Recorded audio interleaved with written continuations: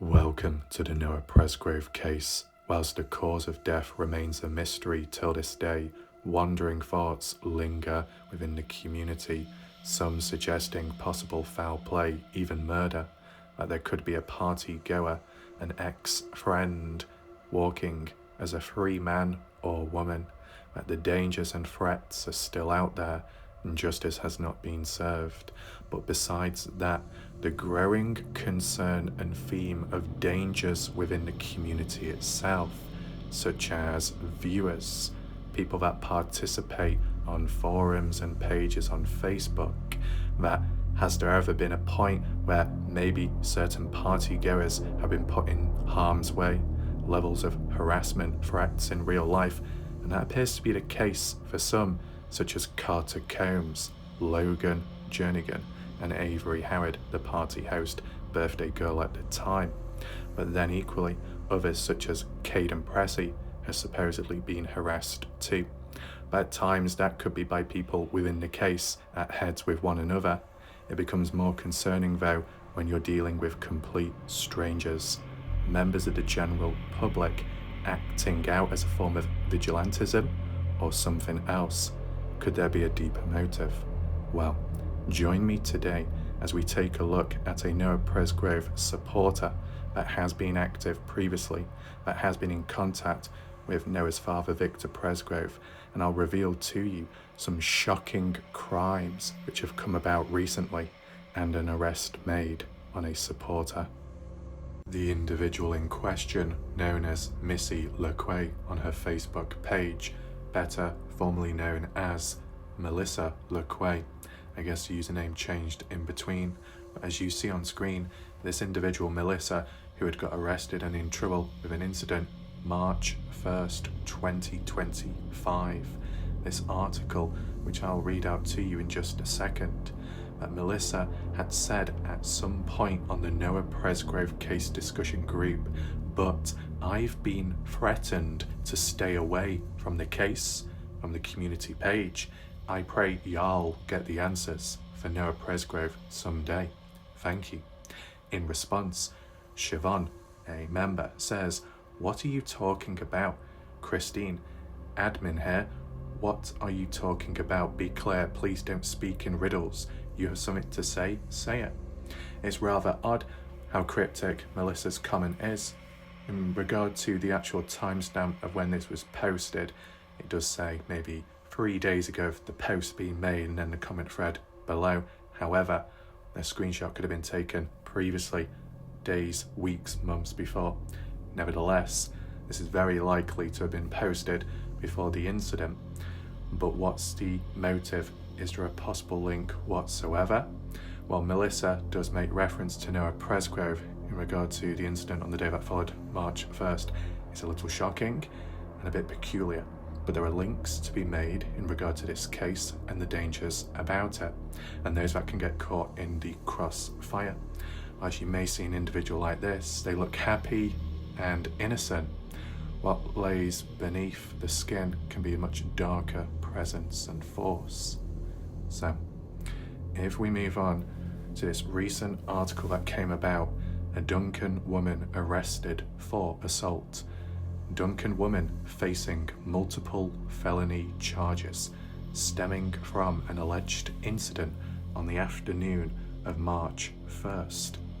According to court records, Melissa Gail LeQuay, age 48 years old, is accused of having 2 counts of assault and battery with a deadly weapon, resisting arrest, assault and battery on a police officer, malicious injury to property over $1,000, public intoxication and reckless driving. That sounds quite damaging and reckless if you ask me. Whether the public intoxication of drunk driving, which drove it all from the beginning, which caused one thing leading to another, whilst it's not acceptable, it could have a bit of a link behind it all. Kind of like the Noah Presgrove case with the whole theme of social hosting laws being broken, alcohol being present, people being under the influence of being drunk and whatnot. However, The usage of drugs can come into play as well along the way. It depends how you look at it. The reference of drugs have been mentioned roughly by the likes of Jack Newton, and you may be wondering, how does Jack link to Melissa LeQuay? Well, we'll get to that later, because there are other interesting screenshots and conversations. But is there a true definitive motive behind this all besides intoxication? What would cause Melissa Gail LeQuay to act out this way? What's really going on within the mind? If we move down, according to the affidavit, Duncan police officers were dispatched to a residence on the 1500 block of S 42nd Street, where the officers made contact with the home owners, a married couple, names not mentioned. The couple told officers they were preparing to grill and watch NASCAR race when they heard honking in the backyard. The wife said when she stepped outside to see what the commotion was, she saw a white Ford Bronco with the top missing, being driven by a female driver with dark hair. The wife said she heard the driver say something unintelligible before revving the engine and accelerating towards the home. The wife said the driver, later identified as Melissa LeQuay, came within a few feet, causing her to run to avoid being hit. The home had security cameras, and the home owners could show the officers the recorded footage. The wife was able to provide a photo of the vehicle, displaying the license plate, which came back to a vehicle owned by Melissa LeQuay. The husband also said LeQuay drove towards him, allegedly to try to run him over. Why would Melissa LeQuay do that? If you was to try and link it to the Noah Presgrove case, not that it's guaranteed nor confirmed, but just as a theory, was Melissa LeQuay going out of her way as a form of vigilantism to take her frustration out on those who could be tied or associated within the case? Who knows? It's open to interpretation. Be sure to leave your comments down below. It reads, the husband went inside his residence where he got a shotgun and returned outside and shot over the vehicle, I guess as a warning shot, where LeQuay had allegedly been doing donuts in the yard. The couple said they did not know LeQuay before the alleged incident, and that's what makes it more worrying. Just like with online or even in real life, if there is a dark presence out there that's coming for you and you don't even know who they are, how can you prepare yourself? The real question is, though, did Melissa LeQuay know of this couple beforehand, at least? Because that could give a motive too. It continues to say, after the husband fired his gun, the couple said LeQuay left the property, heading south on S 42nd Street. Approximately 15 minutes after the initial call, dispatch received a call about a reckless driver driving a similar vehicle on the bypass, running others off the road. So it comes across as Melissa LeQuay at the time, not quite sound of mind, not quite there with it, taking it out on random people at the time. LeQuay arrived at her residence around 6 p.m, where an officer watching the home made contact with her. When the officer asked LeQuay to come over to his vehicle to talk to him, LeQuay allegedly became defensive and took steps towards her home. The officer advised that his vehicle did not have a dash cam and his body camera had been turned off due to low battery. The officer said he turned his body cam on and ordered LeQuay to go to the front of his vehicle. The officer said LeQuay mentioned, and this is where we move on to the next slide as part of continuation. But what I will say is just very briefly, whilst it's blanked out on the right because that's just advertisement of unnecessary stuff, what's mentioned above, which supposedly is maybe part of the newspaper, says Newton Plumbing and Electric. I'm guessing that's linking back to Caleb or Jack Newton and their business. And in terms of Newton Plumbing, that actually links to Melissa LeQuay in regard to a different screenshot. And we'll get to that later. There's some weird links going on. But as mentioned, the police guy witnessed Melissa LeQuay mention something about Noah Presgrove. So you've got a standalone case, March 1st, of all kinds of strange things going down, doing donuts in the residence of someone's yard, honking, and even trying to mow people down, then running others off the road on a highway, then being in the presence of a police following up on her at her place of residence, and she ends up coming out with Noah Presgrove's name and mentioning something about him, which is the case itself. Did she bring it up about Noah Presgrove because of the location of all this being Duncan, and it kind of tying in with Noah, tying in with the death and how the police have handled stuff in some way, or authority in general, roughly, that she's had enough, she's frustrated? Is she taking her frustration out on random people? Is it a form of collateral damage? Seems to be. Depends how you look at it. But it would be interesting to know what Melissa had said about Noah Presgrove, a form of justice, a form of frustration. Anyway, the police guy, he ordered her to put her hands behind her back, and she allegedly began to pull away, was resisting. The officer advised other units of the situation and then told Melissa LeQuay she was under arrest. He instructed her to lie down on her stomach. The officer said he straddled LeQuay to place her into handcuffs whilst waiting for additional units to arrive. During that time, LeQuay allegedly kicked him in the back with the heels of her feet and grabbed the officer's crotch, which is also the private area of a male. Before other officers arrived, a former law enforcement officer stopped to offer assistance. According to the affidavit, the former officer saw LeQuay resisting. Other officers arrived to escort her to a patrol car, where she allegedly refused to get in the vehicle. The officers carried her and placed her in the back seat of a patrol car.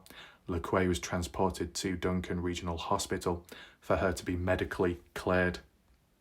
The officer stated LeQuay had a strong odour of marijuana coming from her. LeQuay was later discharged from the hospital and transported to the Stephens County Jail. So was it the odour of marijuana which caused her outburst and behaviour, or other influences too? It depends how you look at it with the intoxication report. But besides the report of that, we also need to look at the affidavit.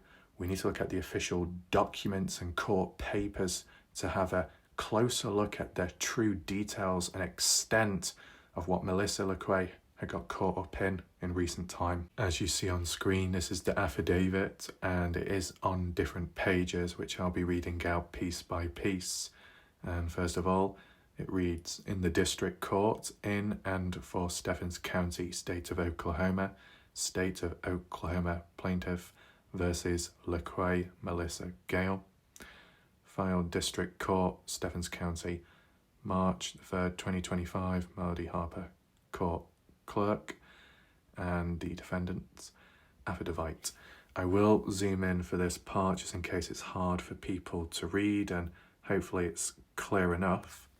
And if we do need to break it down bit by bit, that's what we'll do so. If any links need to be made or established in regard to the Noah Presgrove case, like similarities, I will do so. It reads, the undersigned upon oath deposes the states as follows, to wit, that your affiant David Sanchez is a certified and commissioned police officer in and for the city of Duncan, Stephens County, Oklahoma, and is currently assigned to the Patrol Division.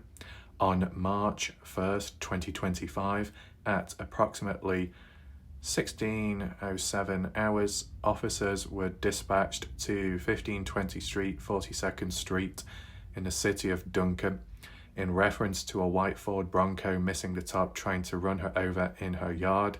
Officers responded to the area in an attempt to locate the vehicle. Officers had negative contact and continued to search the area for the vehicle. Officer Kirsten Thomas responded to the reporting party's address at 1520 S 42nd Street, made contact with Lessa Lewis. Officer Thomas spoke with Breck Lewis, the husband of Lisa Lewis, and described the suspect as a white female with dark hair, wearing a toboggan, driving a white Ford Bronco with the top missing. The Lewis advised they have security footage of the incident of their surveillance system and showed it to Officer Thomas. Officer Keplinger and I arrived on scene to assist Officer Thomas, speaking with Lisa Lewis. She advised they were preparing to cook their grill and watch the NASCAR race when they heard honking in the backyard of the residence.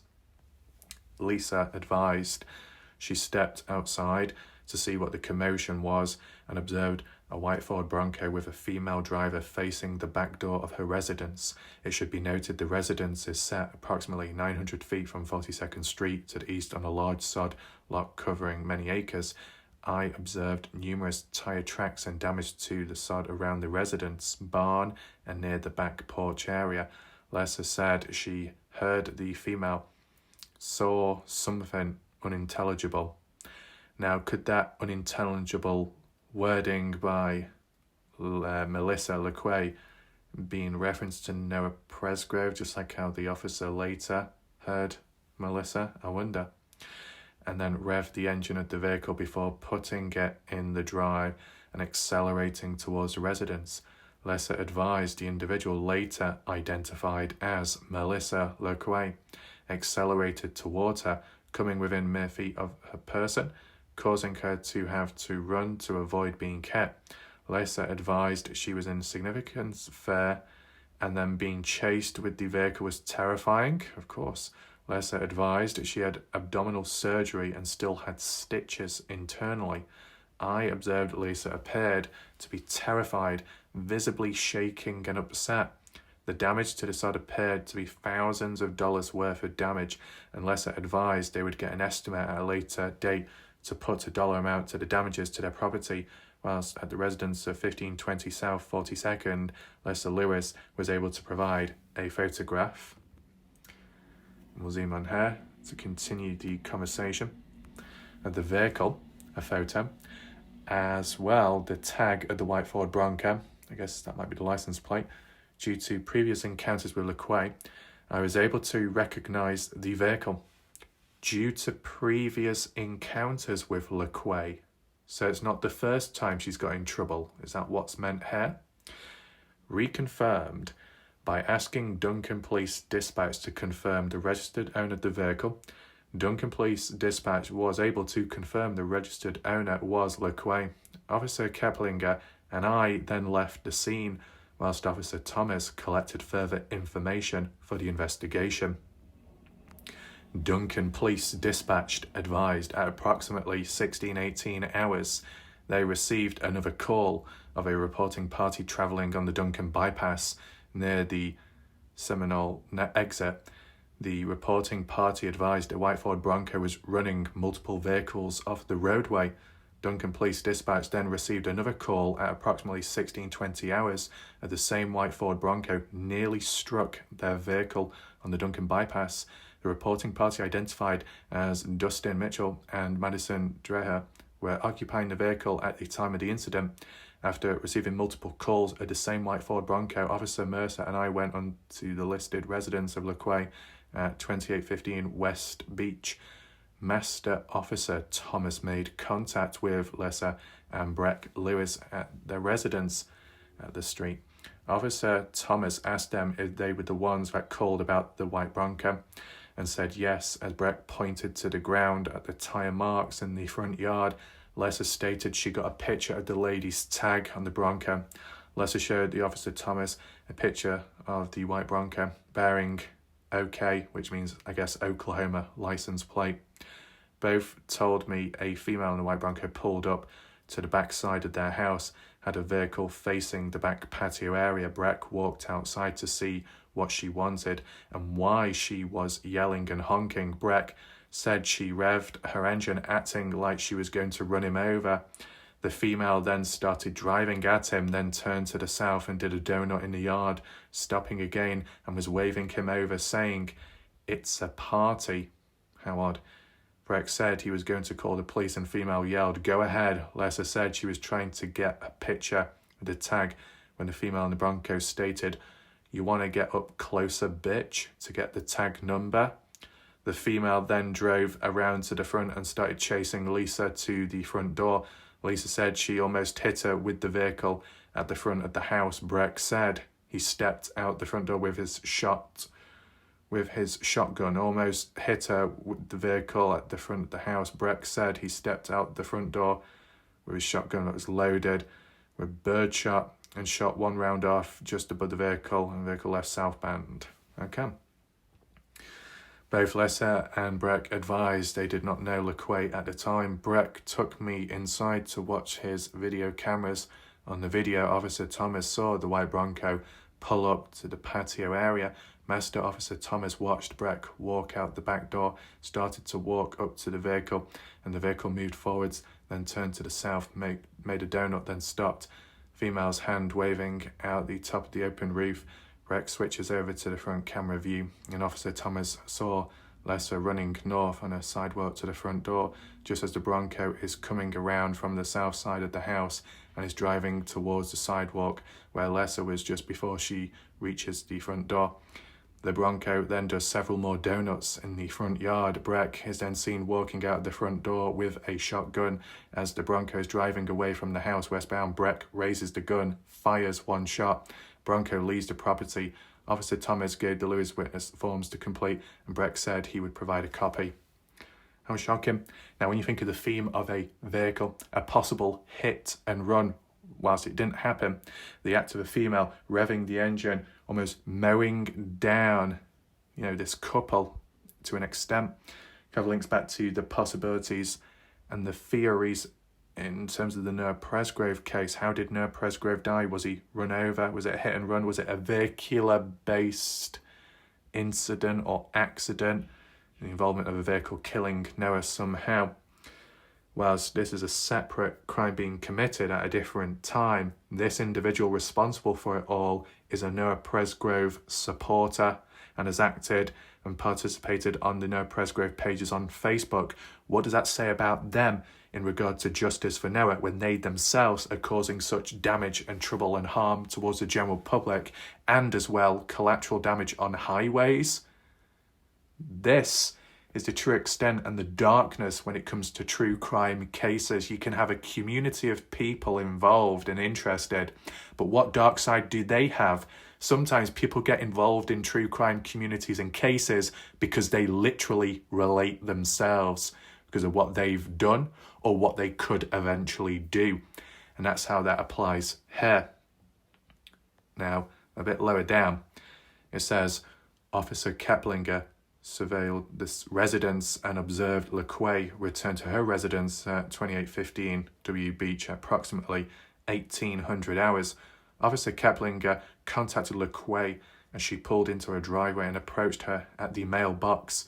Keplinger advised LaQuay, greeted him and asked her to step towards his illuminated patrol vehicle and speak with him. Keplinger said LaQuay got defensive and retreated a few steps towards her residence.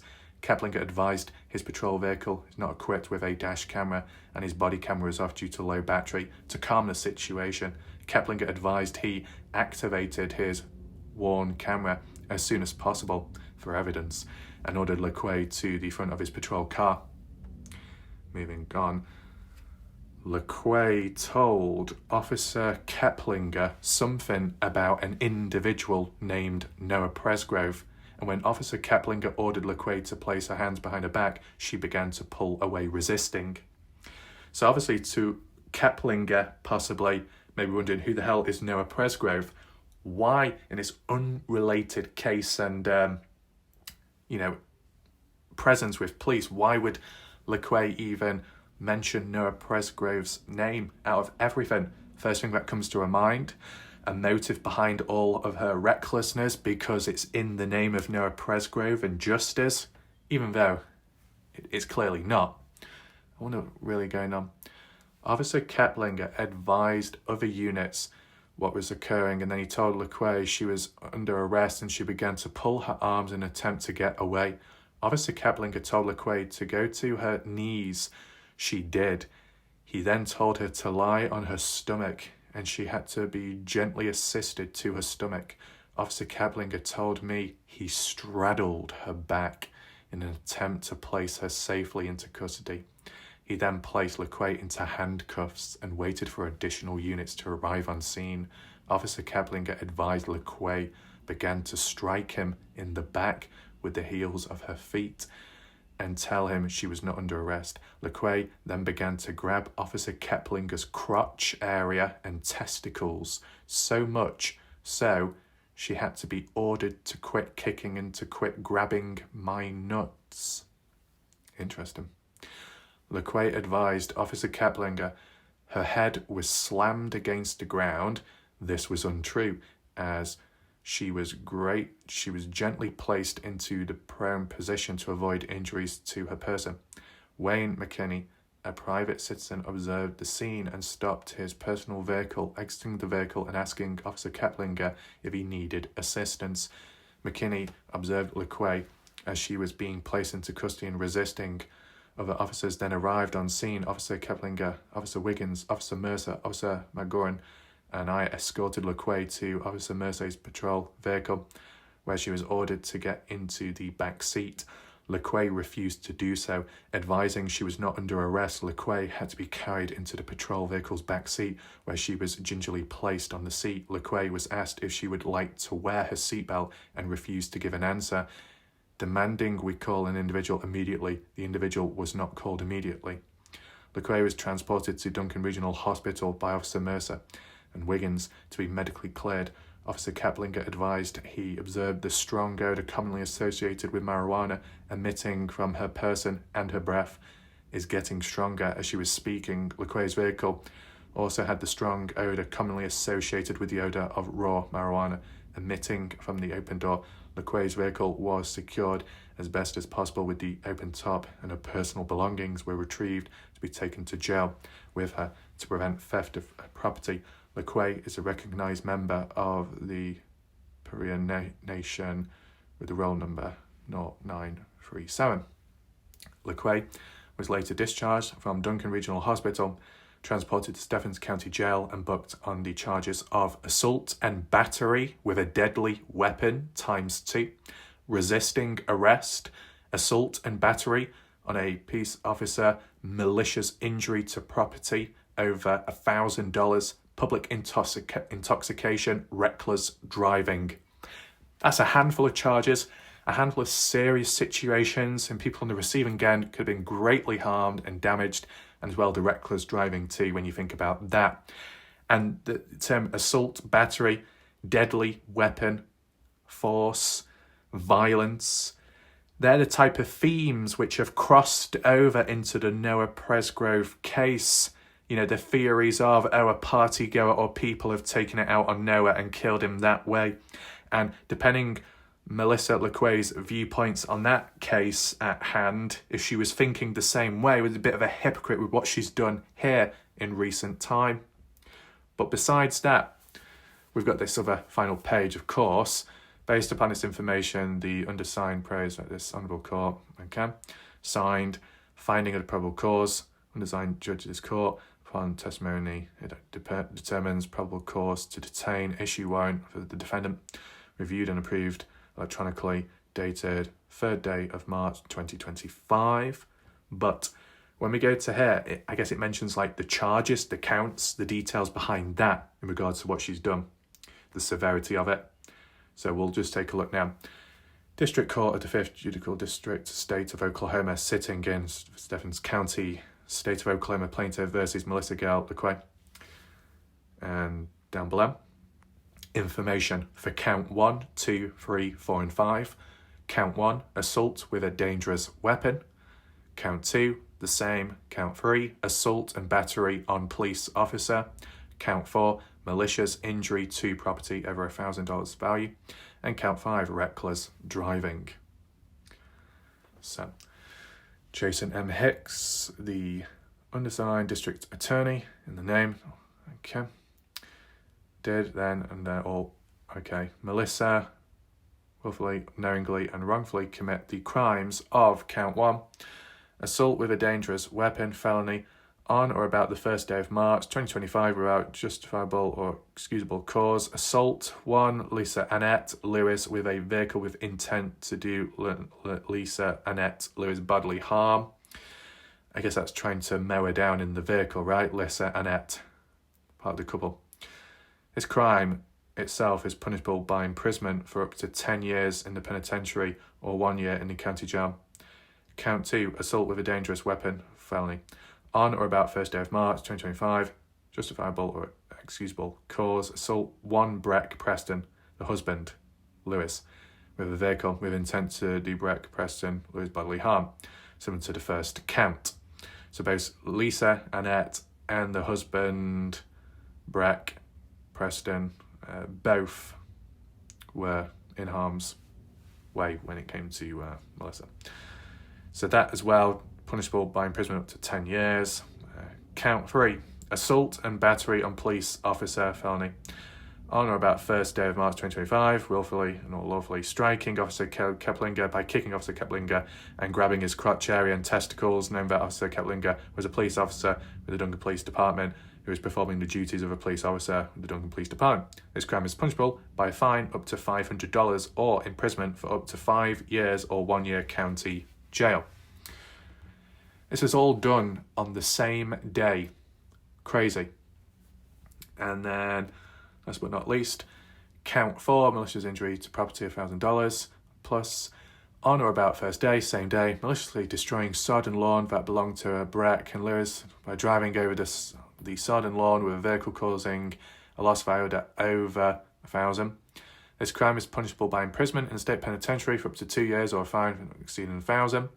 Count 5, reckless driving, misdemeanor.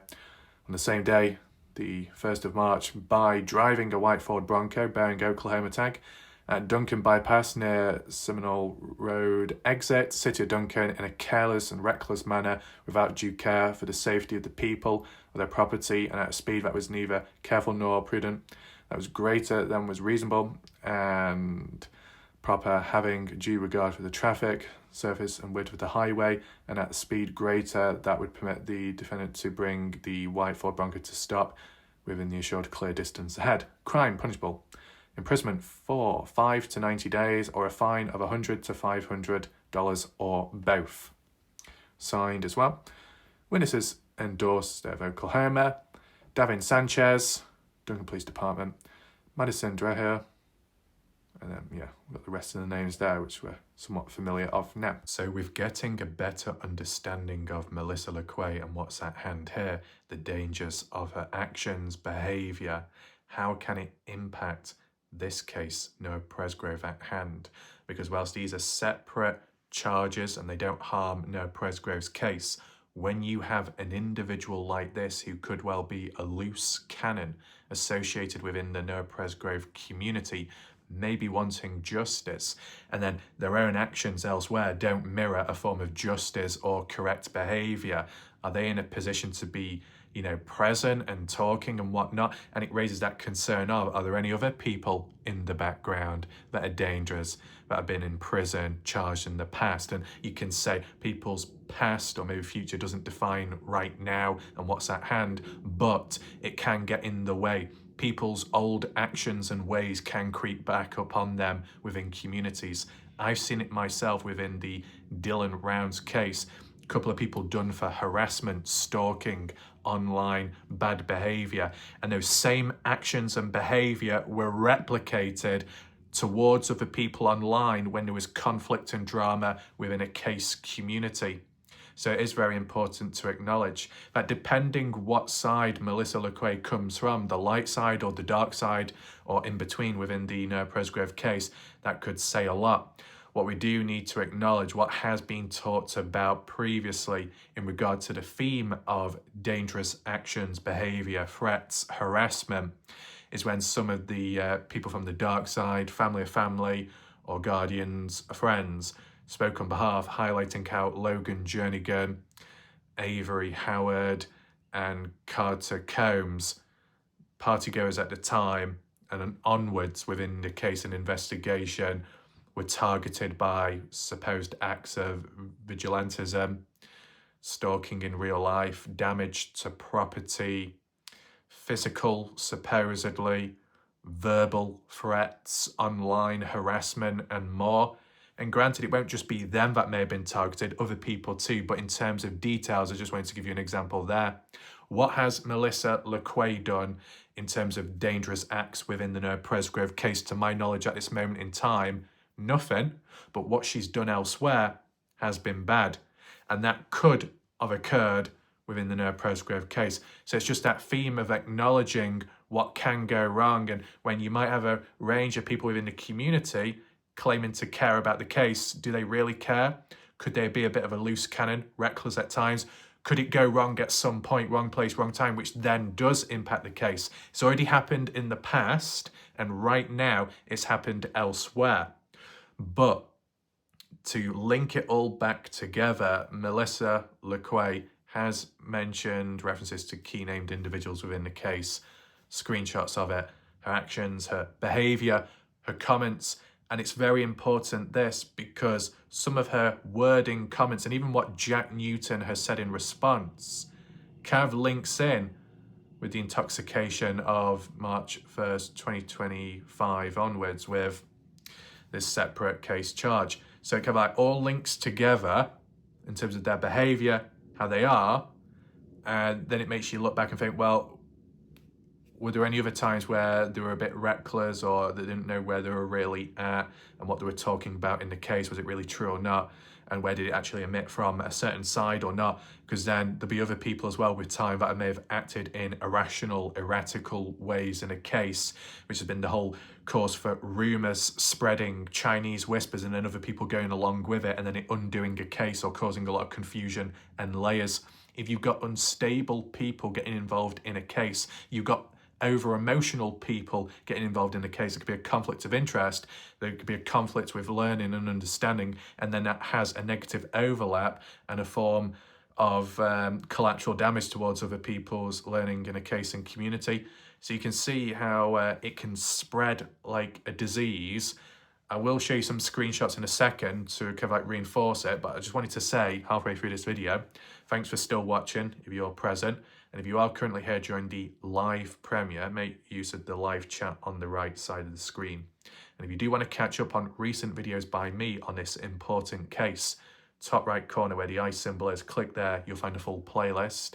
And be sure to drop your comments down below, your live reactions and thoughts, questions to what's gone on in recent time in this breaking news. And if you do want to support this channel in a more practical, alternative way, besides greedy YouTube taking most of it, 40%, there'll be a PayPal link down below in the pinned message by me to follow through with.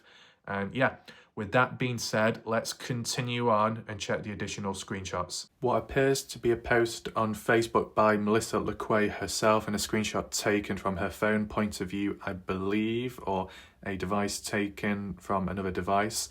Posted February 23rd at 10:11 a.m. Not too sure if this was on one of the Facebook group pages or not, because it doesn't seem to show much context, but it appears that Melissa LeQuay may have been inquiring a particular phone number association known as Newton Plumbing. And kind of interesting how Newton Plumbing just so happens to pop up on this screen here in terms of a Comanche Times newspaper, a digital one online. It mentions Newton Plumbing and Electric as you see the top middle of the screen. I don't know if that was like an overlay or not, but it's just a coincidence. Newton Plumbing Electric, an advertisement or so on a page about Melissa LeQuay, damage that she's done, crimes committed 1st of March 2025, and Melissa back in February was checking out on Newton Plumbing mobile. Did she make the call? Was it a missed call? Why was she reaching out to the Newtons exactly? What's the reason behind that? It just so happens that it's not the first time, because Melissa has reached out to Jack Newton. We've heard of Newton Plumbing, we've heard of like the business or the area, and I think that's linked back to the reference of the scrap pile behind the Newtons Plumbing or household area, and Caden Pressey and the golf club and the bags and the supposed murder weapon, as people were suggesting in the past. You can see some of the links form. If we move on to this one, another finding, February 22nd at 6:01 p.m. The timing of it, 23rd, 22nd, one day after the other. This one's a bit earlier though. And it was a conversation with Victor Presgrove through iMessage this time round. And I guess the profile picture is like blank default, because that's just the way Victor Presgrove is. Take in mind, with it being on iMessage, you're not going to get the same profile pictures as you may with a person's profile on Facebook. That's why it may look different. But from the different points of views, it looks like in the blue box, that's supposedly Melissa LeQuay texting Victor Presgrove, Noah Presgrove's father, victim's family member. As for an actual date, it doesn't seem to be mentioned, but it's probably going to be, would it be 2025 or would it be 2024? It doesn't give a year, unfortunately. I mean, Melissa may have posted it February 22nd, but it don't mean to say that's when the conversation happened on the same day, because I can't seem to see any, proper dates. But anyway, Victor Presgrove. Melissa says, the front door is open and the chain is off. I turned the alarm off too on the front door. Find Caleb Newton first so he doesn't get away. You have peace here in your own room, far away from mine. That is not what this is about. What? And Victor Presgrove says, stop. I'm with my family, please. Right. It sounds more like Melissa is harassing Noah's father, Victor Presgrove. To mention that the chain is off, the alarm's turned off. Why? Why exactly? Because you want them round? You got someone visiting? And why bring it up about find Caleb first before he gets away? What, in regard to the Noah Presgrove case, does Melissa feel that Caleb is responsible for Noah's death, or knows someone who is responsible but keeping quiet? And the bit about peace here, your own room, away from mine. What is that, like inviting Victor to come on over to Melissa? Is Melissa obsessed with Victor Presgrove, a stalker of some sort? It just sounds a bit all over the place, but it's not the first time, because we move on to a couple of other screenshots later. This is just like another official screenshot in regards to in recent time of Melissa LeQuay. Ethnicity, non-Hispanic, date of birth, April, not really mentioned, ID number, custody status date, March 1st, 2025, as we were aware of, custody status in custody, details, Stephenson County Jail, book date, March 1st, 2025, 10:10 p.m, location and reporting agency. So you see how official it is. This, I'm not too sure what it's about. Lucian Duncan to your group, what your patient about, my dear. Meta AI, oh God, not Meta AI. I always get dodgy about that, to be honest. Viewers overwhelmingly support the speaker's stance against societal pressure to conform, agreeing that individuals should be free to express themselves without judgment. One viewer humorously referred to the encounter as a Karen moment, whilst others praised the speaker's energy, honesty and commitment to individuality. And Melissa LeQuay seems to give a heart to that, in agreement or so. What? Not falling to the societal norms and forms, standing out, doing your own thing without being judged. Oh, so it's okay, Melissa, to mow people down and mow people off the roads in vehicles and stuff, and grab and attack officers and police when they're just trying to do their job. Yeah, something seems wrong here. But this is where it gets real interesting and serious. Supposedly this is Melissa LeQuay texting Jack Newton, 9:39 a.m, but no date, no year, month given, which is unfortunate. Jack Newton says, why? What's the point in anything you're doing? And Melissa responds, don't play stupid with me. I'm way smarter than your dumb ass. Well, if you're way smarter, then how come you're in jail or about to go in prison right now? Obviously not smart enough with actions committed like that. But why? I mean, if this is in the past, maybe Melissa LeQuay was looking into Caleb, into Jack Newton, because of that strong belief that they're responsible for Noah's death and cover up. And, this is kind of like maybe a little behind the scenes in terms of how people can act and treat people of interest within the case, and how it can then lead to pushing people away. So then the general public no longer get to hear from the key people, because the odd individuals like this have ended up going way too over the top in threatening ways or a form of harassment, Poor language communication used. Jack Newton with a thumbs up. Melissa says, you little chicken shit, just like your daddy, known as Caleb Newton, grow some balls, neither one of y'all have any. And Jack responds, one word, drugs. As in, Melissa, you're on drugs, hence why you're typing and talking the way you are. Melissa says, no sir, you have to spell it as he was your best friend, Noah. You know how to spell it. Spell what? Drugs, okay. And then Jack responds, yes, he was my brother. Did you ever meet him? And Melissa says, didn't have to. I saw his daddy's heart. What, Victor? And he's a victor. Noah and Victor are victors, not victims like y'all pretend to be. Yes, it's a bit random this, but it's important because Jack's response of, you're on drugs basically, kind of could link and be true with, in recent time, getting charged in trouble, Melissa, and then intoxication and the odour of marijuana under the influence of some kind of drugs. Probably the same maybe as back then when communicating with Jack Newton. So it's messed with their mind, their perception, and they're not quite there with it. And whilst it's down to their recklessness, where they can't control everything going on with themselves and possible struggles, there could also be dragging down other people with them or dragging down a case and community. And that can have knock-on negative effects and beyond.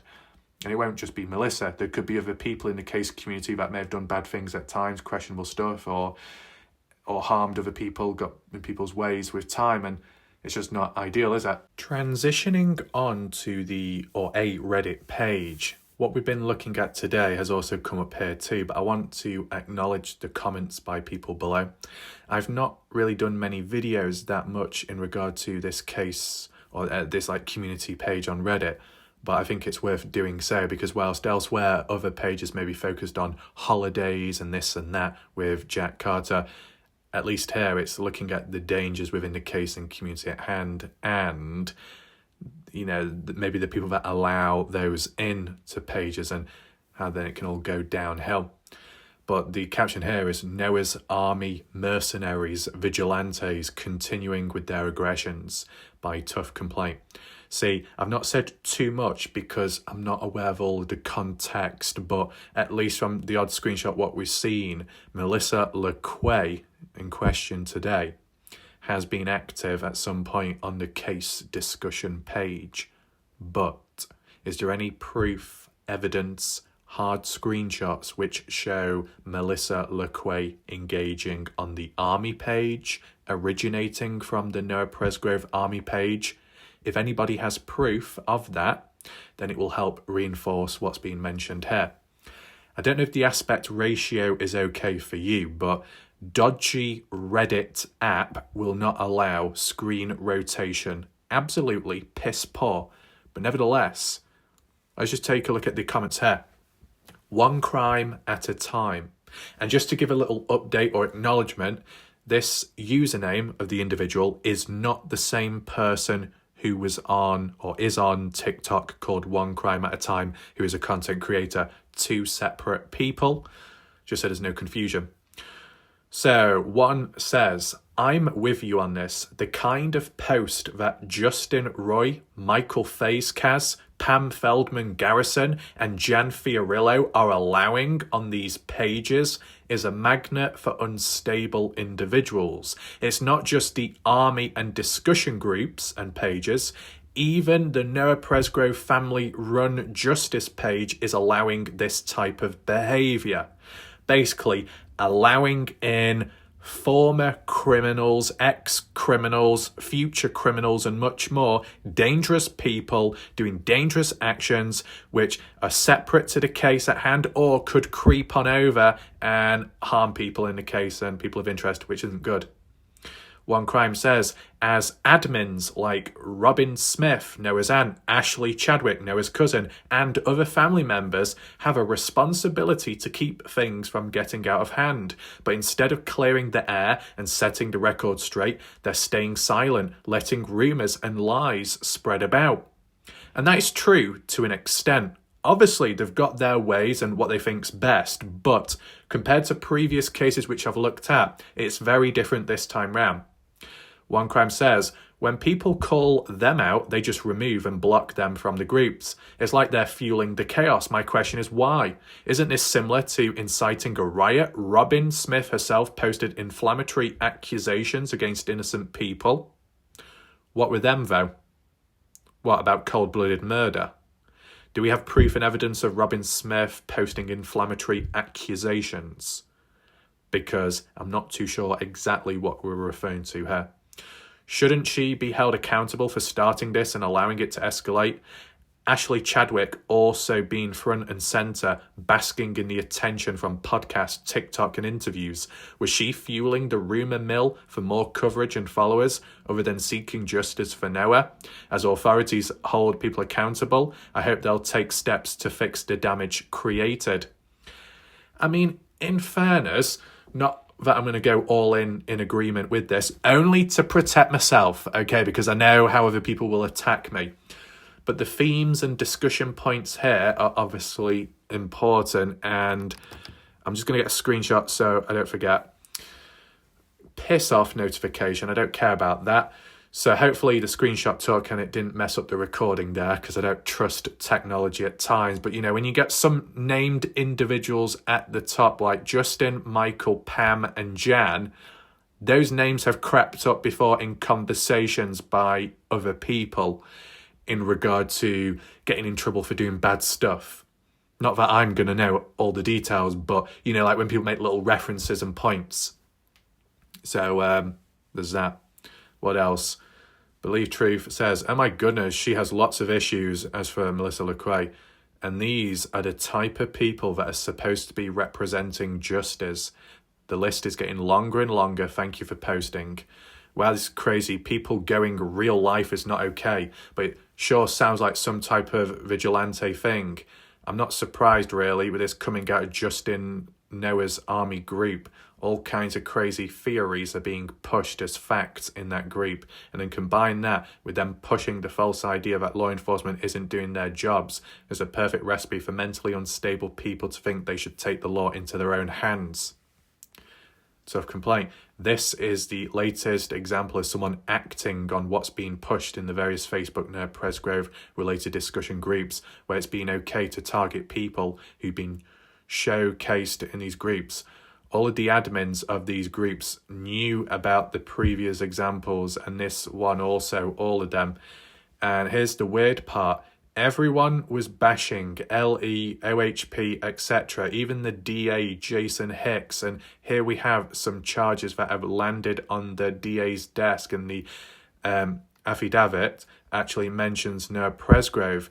Yet these charges have nothing to do with the actual Noah Presgrove open investigation. It's completely separate. People were demanding that the DA starts laying charges, but surprise, surprise, yep, charges have been filed, but for nothing to do with open investigation into Noah's death. More charges will undoubtedly be forthcoming for those in those Noah Presgrove Facebook groups pushing for these vigilantes to do what they've been doing, including admins of those groups. Right, I can't get where it's going here, but separate case, separate charges, but the victims on the receiving end, who are they exactly? You know, I can't remember the people's names, Lesser and beginning with a B, Breck or Sam. Sounds like this one has also taken things to the extreme. It saddens me to think that Justice for Noah is getting so much negative attention, and this is same lady that literally threatened Jack Newton, Caleb Newton and Carter Combs. She seems to be a little bit dangerous to society, so I do pray for her as she needs extra help. Wait. Oh, Jack Newton, Caleb Newton. Right. Do we have any hard evidence? Do we have any screenshots of Melissa LeQuay threatening Jack, Caleb and Carter? If anyone does, feel free to provide or reach out to me elsewhere, because that would be important. and I think it's been posted twice that. Right, I'm going to give you my final thoughts, raw thoughts on this now. Right, so where do we start? Okay, so Melissa LeQuay, involved in the Noah Presgrove case communities, supposedly originates from the Army page. Honestly, I wouldn't know about that. I've only seen their participation in the case discussion page from a couple of screenshots, what we've seen today. So if anyone does have the additional backup material and hard evidence and screenshots, feel free to reach out. But the mention of Melissa being responsible for threatening Carter Combs, of all people, is that like what Brooke Bounds Carter or some other family friend of friend was saying in regard to Carter, Avery and Logan being threatened, harassed, damaged to property and much more, an act of vigilantism?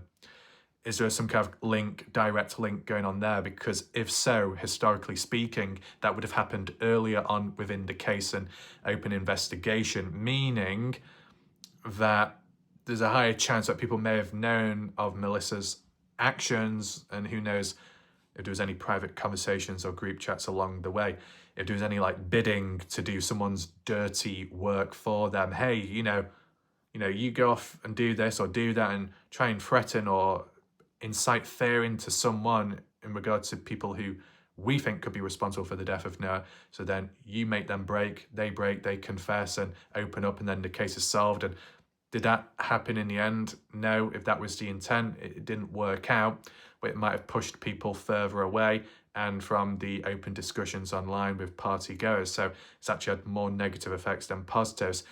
At this moment in time, I've not seen any hard evidence of Melissa LeQuay threatening Carter or Jack or Caleb. We saw that little conversation exchange with limited screenshots from Facebook Messenger of Jack and Melissa, and it was a bit all over the place, didn't really make much sense. But then also you had the likes of Melissa supposedly harassing Victor Presgrove, and Victor's like, leave me alone. Doesn't sound too good, that, does it? So what the hell's going on? In fairness, to an extent, what you've also got to acknowledge is when it comes to forums, pages online, discussion groups, because it's not really a role or job in that way, and you're doing it voluntarily or because you just enjoy doing it, let's say you're passionate about something, you create a page, are you going to be doing a background check on everybody that joins your page, especially if it's a public one? Likely not. Should you be made or forced to have like a fortune teller's mind and be able to pick up on who is who and what they've done and whether they're a good or bad person? You shouldn't have to do all of that. You would like to hope and think that people can control themselves appropriately when engaging with pages, communities, discussions online. It doesn't always quite work like that.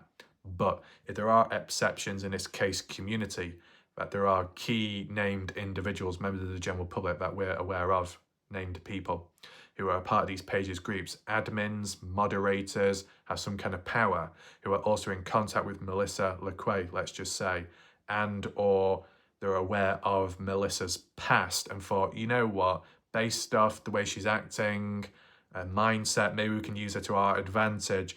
Loose cannon, got nothing to lose, could be good at intimidating people. Obviously that's bad.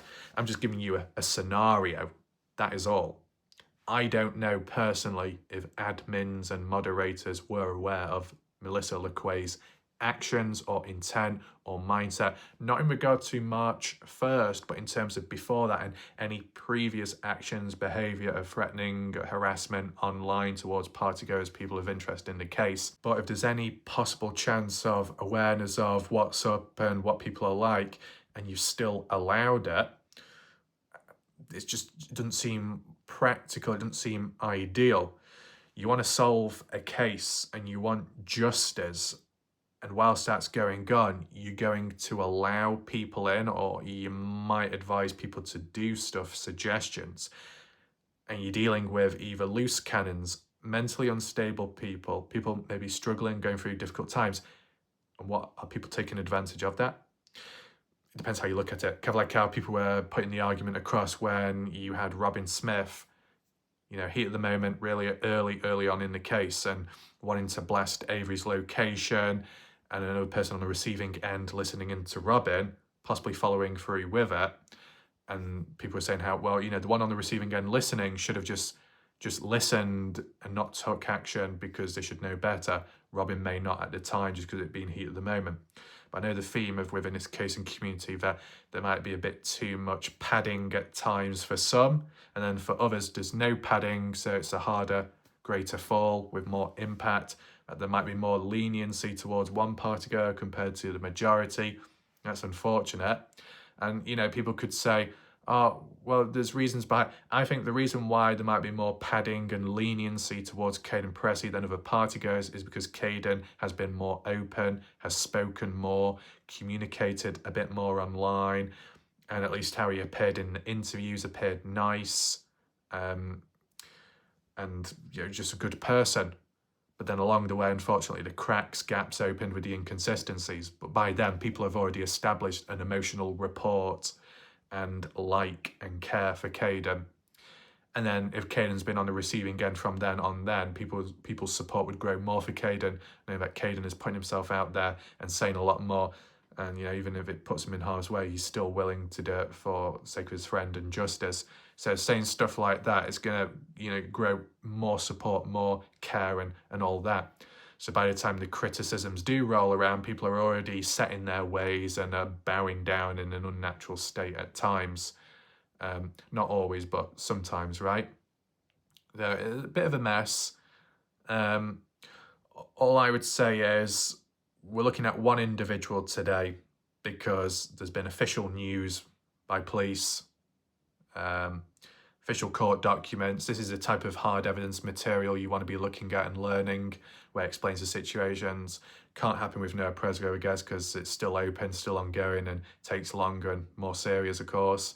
But in regards to the Reddit discussions and what I want to add on, acts of vigilantism. Is it really acts of vigilantism when you've got Melissa LeQuay that goes to a residence household of a couple, in which that couple do not know her, but does she know them? That is the question. I've not seen an answer yet. Would there be a motive behind that in particular? Who knows?